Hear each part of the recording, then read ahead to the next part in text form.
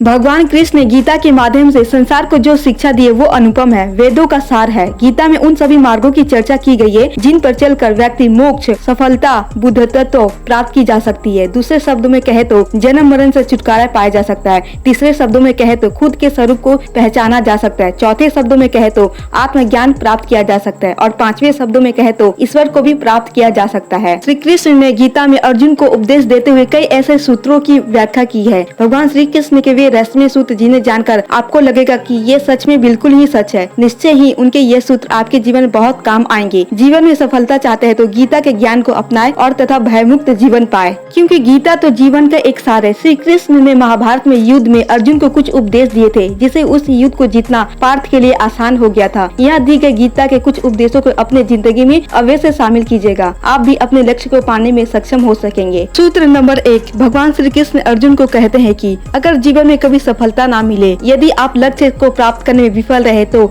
अपनी रणनीति बदले। लक्ष्य नहीं, इस जीवन ना कुछ खोता है ना व्यर्थ होता है। जो इस लोक में अपने काम की सफलता की कामना रखते वे देवताओं से अवश्य प्रार्थना किया करे। सूत्र नंबर 2, खुद का निर्माण। मनुष्य अपने विश्वास से निर्मित होता है, जैसा वो विश्वास करता है वैसा वो बन जाता है। सूत्र नंबर 3, खुद का आकलन। आत्मज्ञान की तलवार से काटकर अपने हृदय में अज्ञान के संदेह को अलग कर दो। अनुशासित रहो, उठो जागो, अपने लक्ष्य की ओर बढ़ो। सूत्र नंबर 4, जो मन को नियंत्रित नहीं करते उनके लिए शत्रु के समान कार्य करते, इसलिए मन पर नियंत्रण रखना बहुत ही आवश्यकता है। सूत्र नंबर 5, श्री कृष्ण कहते हैं अर्जुन से, हे पार्थ, हर व्यक्ति को अपने कर्म अवश्य करना चाहिए। हर काम का फल अवश्य मिलता है। इस जीवन में ना कुछ खोता है ना व्यर्थ होता है। सूत्र नंबर 6, श्री कृष्ण कहते हैं, हे पार्थ, मन अशांत है और उसे नियंत्रित करना बहुत ही कठिन है, लेकिन अभ्यास से इसे वश में किया जा सकता है। इसलिए व्यक्ति को जरूरी है कि पहले अपने अशांत मन को शांत करे और उसके बाद अपने कार्य में आगे बढ़े, तो ही उसे सफलता मिल सकती है। सूत्र नंबर 7, विश्वास के साथ विचार करना। व्यक्ति जो चाहे बन सकता है यदि वो विश्वास के साथ